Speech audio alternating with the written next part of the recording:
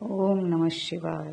नमस्कार दोस्तों, अविश्वसनीय एवं सटीक भविष्यवाणी की इस श्रृंखला में मैं पूनम पांडे आप सभी का स्वागत करती हूँ। दोस्तों, मेरा काम है आप लोगों को आसान तरीके से कुंडली विश्लेषण करना सिखाना, ताकि आप भी अपनी कुंडली देखकर अपना फलित कर सकते हैं। दोस्तों, हमारा पूरा जीवन हमारी कुंडली के योगों पर ही आधारित होता है।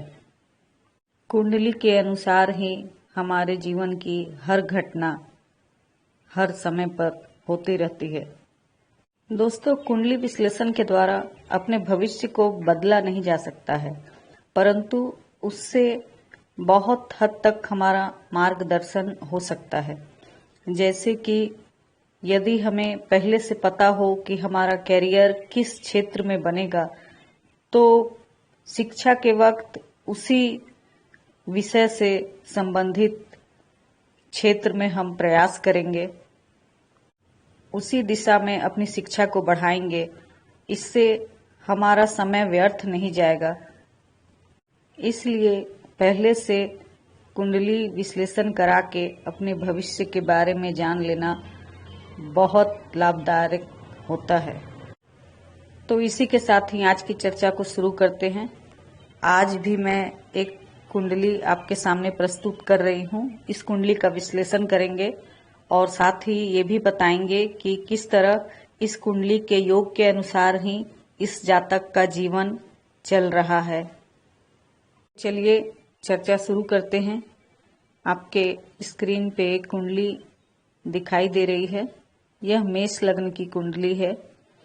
कुंडली में लग्न में राहु और मंगल बैठे हुए हैं और राहु मंगल एक जगह होने से अंगारक योग बनता है।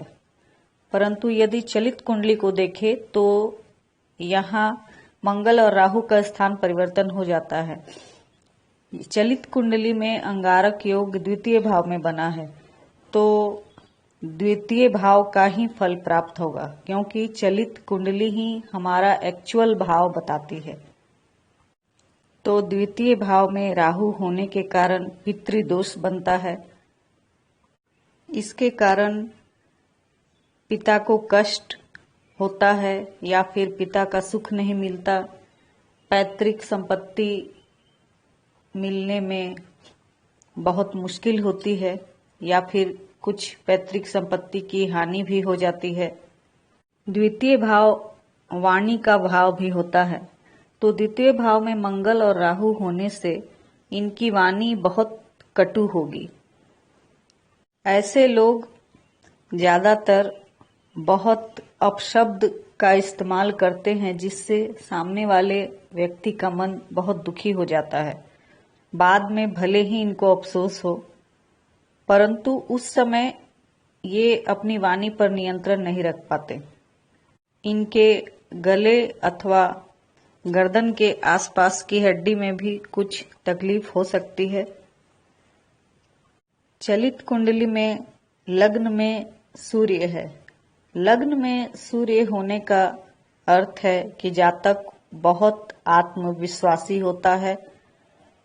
उसे अपने पिता का पूर्ण सुख मिलता है और पिता से लाभ होता है। ऐसे जातक अधिकतर अपना पैतृक व्यवसाय करते हुए देखे गए हैं। फिलहाल ये जातक भी अपना पैतृक व्यवसाय ही संभाल रहे हैं।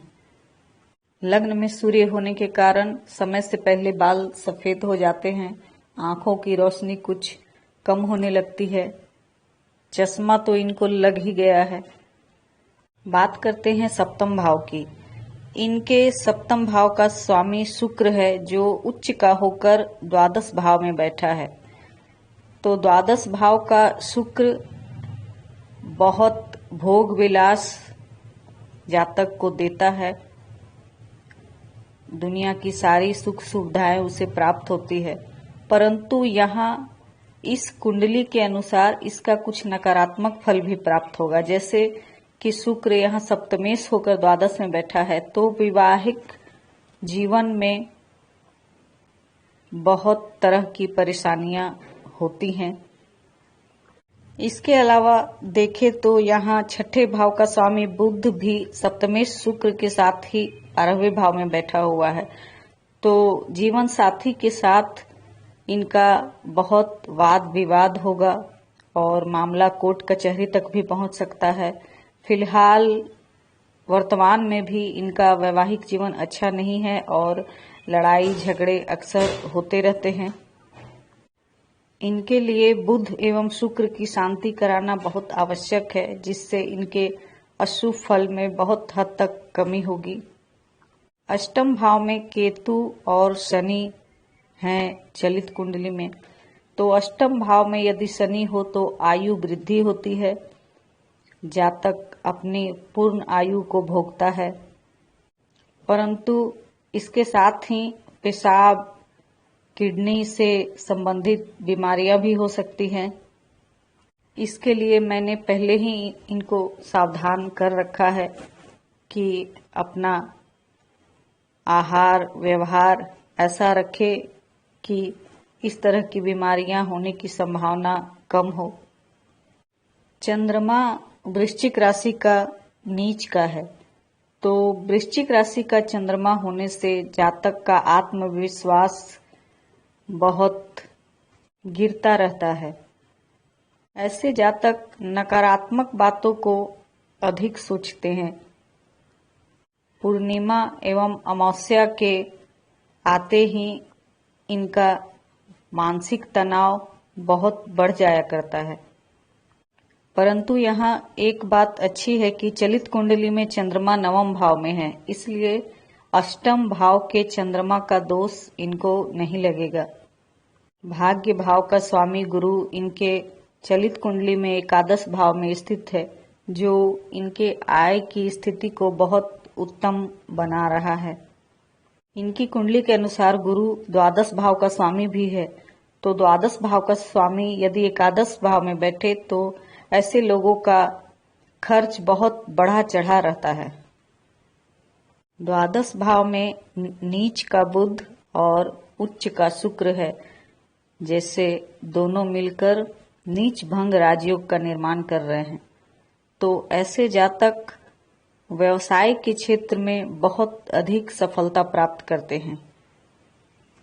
पंचम भाव में गुरु की दृष्टि अच्छे संतान का योग होने का संकेत करते हैं। संतान से इनको सुख प्राप्त होगा, संतान अच्छी होंगी।